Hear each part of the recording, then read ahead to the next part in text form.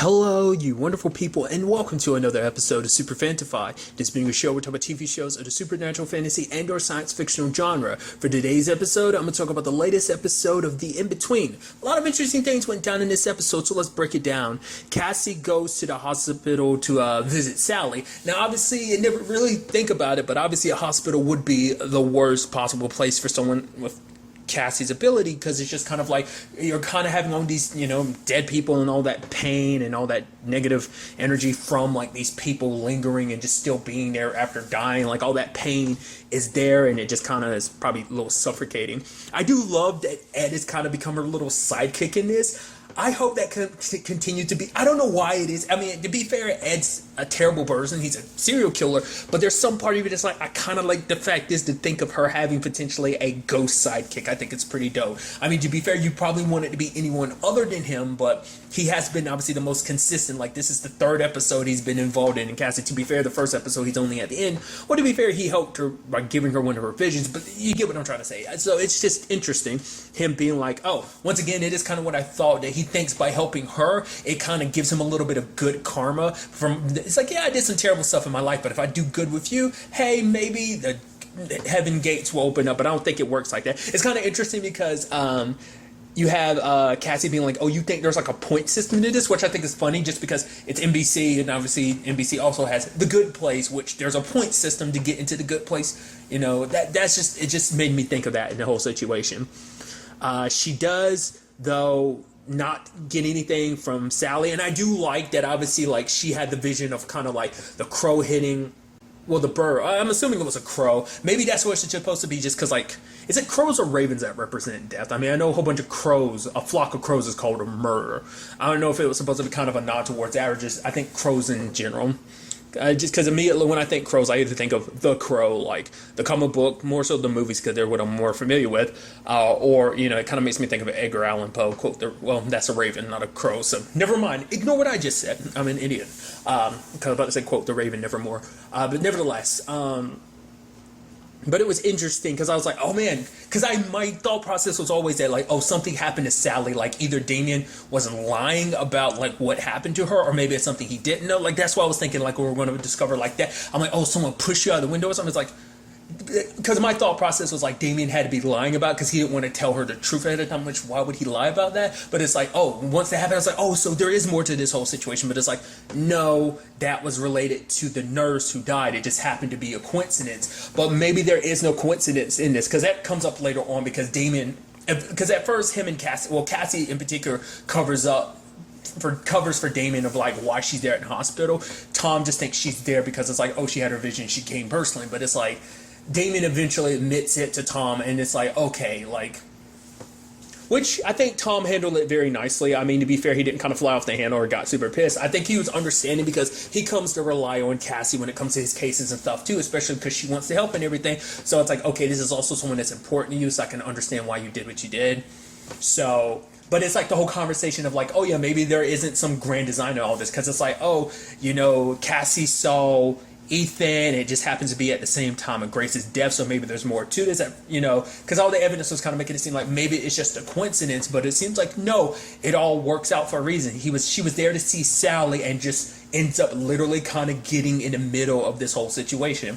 Because it turns out she runs into Ethan. Ethan is being held hostage in the basement, which I love. At first, she sees Ethan and she's like, oh, please don't be like The Ring. And she gets in, and it's like, the elevator goes down to the basement. She's like, basement, of course, because it's just screaming a horror movie situation. Even kind of get to that point where you have that old lady, which we later on find out is Ellen, this ghost that's keeping not only Ethan hostage, there's a whole bunch of other people being held hostage too. It's like, oh, that's interesting. This is our first time, at least within the confines of the show, having come across like a very vengeful spirit in that same regard. So that kind of shows like, the varying degrees of what the ghost can be like and stuff like that. It's also interesting because she met a girl named Avery and it's so interesting too, because it seems like because Avery Avery's ability to see ghosts too. Like in particular, it doesn't seem like maybe maybe it's just because proximity. Maybe her ability will eventually go away because she's on the verge of life and death because of her cancer. Maybe that bridges her between this life and the in between, and so it makes it so well because she's in the in between in a sense, kind of like Cassie. But Cassie's situation became a permanent thing. Maybe that's what happened to their bloodline. Maybe they were cursed. Because we hear it started with her mom, but like who knows if it existed prior. Maybe her mom was in that situation and then like it just kind of stuck because it was a curse or whatever the case may be, and maybe she gave birth to Cassie when she was kind of in between that stage of the in between, and maybe that's how Cassie got her ability. There's still a lot more to that. It would be interesting to kind of dive into. But kind of getting back to the case and everything, it's actually kind of a sad situation. Grace's murder and Ethan's death, even though it was supposed to be like cancer, it turns out there's a lot more to it. There's this drug that was used to kill Ethan. Basically, it turns out there's an angel of mercy at the hospital killing a whole bunch of people who have these terminal illnesses. And it turns out it's this surgeon, Shane, because there's a lot of extenuating circumstances, like the dude who kind of runs a hospital, his name's Hal. He was having an affair with Grace, but Shane had said he didn't know about that, but Hal was like, no, I confided in him about it. And for Shane, it's like, oh, I'm giving these people mercy because obviously the first person he killed was his mom. But for him, it's like, I saw her in pain. I saw her crying so many times. And at one point he sees a halo around her head. So he, ended her suffering. But he starts seeing more and more. So he doesn't do it to everyone, just these particular people he believes like, oh, no, they had these halos. They were chosen. Like, these are the people I need to, save essentially. So it's always that sad situation when that comes up in the story, the whole angel of mercy thing. Like, you get where someone's coming from, but at the same time, it's not your choice to make that choice. It has to come down to that person. They're the one who should make that choice. But, Shane ends up killing himself. And, by the time you have Cassie going back to check on everyone, the only ghost that's left is Ellen. And she tells her, it's like, your son's most likely somewhere in this hospital, so you need to go to him. A son is going to need his mother. And so she ends up leaving, but all the ghosts were already gone. Ed being there, being like, oh, I'm so surprised. I was so interested in it, too, because, like, Ed was like, how do you plan on handling her? Because she's just going to go into that, drift off into a quiet afterlife or something like that. Like, she's going to put up a hell of a fight. Because it turns out the reason why she was doing it, and it's so interesting, like, even ghosts have psychology to them. Ellen was still protecting her son. Like, even though they were dead, all those people were witnesses to what he had done, and she didn't want to take the chance. She was still thinking like a living person of like, oh, I've got to protect my son. So that's why she was holding all those people hostage. I mean, to be fair, it didn't work anyway because Ethan was still able to get to Avery just because she could communicate with the dead, and ended up running into Cassie. So it's a mixture of like these two anomalies kind of messed up her plan to a certain extent, because Shane would have continued to get away with it forever. But it's just kind of interesting to know that even after all that, like, she was still thinking like that. I mean, to be fair, even though you're dead, you're still a parent and looking after your child, even in that in between like that. I just thought that was kind of just fascinating to kind of get that mind state of like, I mean, to be fair, even look at Ed. Ed even admits, like, oh, I'm helping you out because I wanted to help you, because by helping you, I'm helping myself, because I put my chances of getting into the afterlife better. But I was wondering if he was going to show up there and kind of like fight or kill Ellen, because we don't know what it looks like potentially when ghosts fight in this series or not. Like, if they can even able. I mean, we can see they can grab onto each other because Ellen ended up grabbing Ethan and pulling him back and everything. So it's like they can make physical contact with each other. So I thought Ed was going to be there, and I thought somehow he's going to end up killing Ellen. He's like, oh, you're welcome. But no, she ended up handling the situation on her own, which I think is best, because Ed probably would have, I don't know. I doubt Ed. I get the feeling like Ed probably would have handled it his own way, which no one wants that, So it's such a fascinating situation all around. I do appreciate that there is kind of a happy note with it all, because because obviously for Cassie, it's like, oh, if there was like some big bright light or some like, angelic chorus going on, I'd be like, oh, cool, but just like there being nothing, which is always sad when like stuff like that gets depicted. I mean, it also depends on where your frame of mind is when it comes to the whole afterlife situation. Some people just think it's like, oh, there's nothing afterwards, there's just darkness. Like one of the things I know that references that is the TV show Torchwood. That's just kind of like, it's like, yeah, the afterlife is just nothing. There's, so, but not necessarily in this case, but it's more so like the situation of like, oh, there's no fanfare. It's just kind of like the best reference I can make is like The Frighteners. The Frighteners, like when someone's kind of going to heaven and stuff like that, there's more of this like beautiful angelic aspect to it. If I'm remembering correctly, I could be wrong, of them moving on. I mean, it's been years since I've seen The Frighteners. That's even crazy. I didn't even think about that. Like, that's a good comparison for this show too. I'd almost completely forgotten about that movie. Holy crap, that's a really good movie. I should rewatch that at some point in time. I've not seen that in years. But nevertheless, it is a situation of,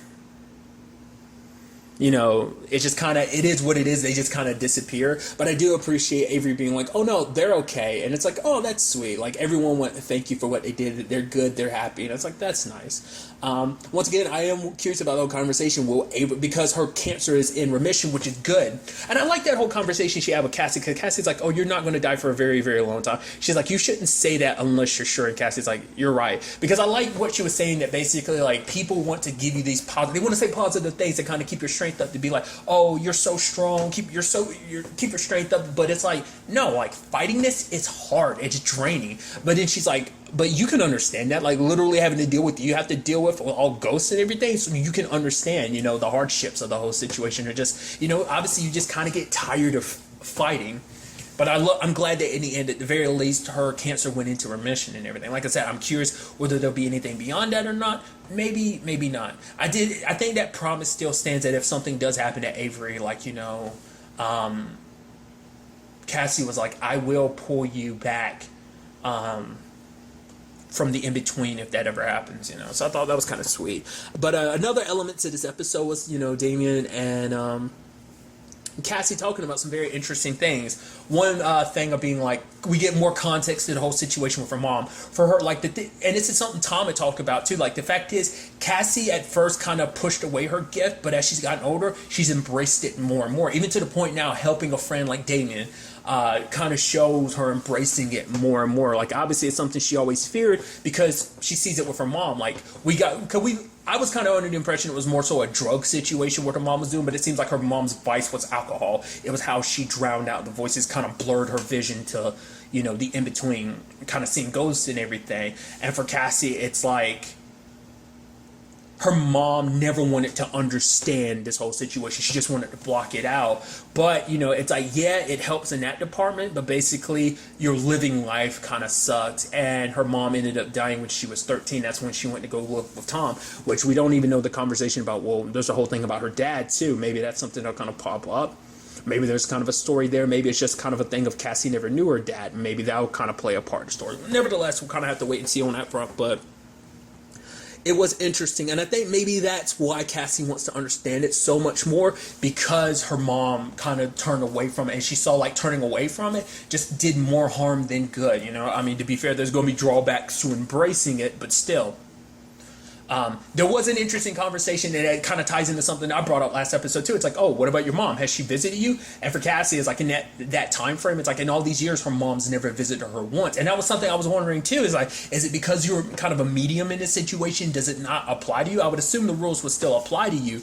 But then another part of me is wondering, could it be a situation? Is it harder because of her situation of being kind of, her and Cassie being like that? Does it make coming back harder, or could it be a situation that her mom's too embarrassed? Because it's like, I did that, like I let my situation pull me away from this, and because of that, I drowned in my, way to kind of get away from all of this, and I ended up leaving you alone. It's like, maybe she feels shame, and that's why she's never come to visit Cassie. I mean, it also comes to the conversation of, did she move on or not? Maybe she was here, but then maybe she moved on the moment she found out that Tom and Brian were taking care of her. But still, I feel like there's probably a lot more to that, because we still haven't 100% figured out the whole, like, moving on situation about, like, I mean, because Ed's in the process of trying to figure that out, so it's like, when everyone has unfinished business, like, is that really do the rules apply in this case? Were those people just being held there because, like, Ellen was keeping them there,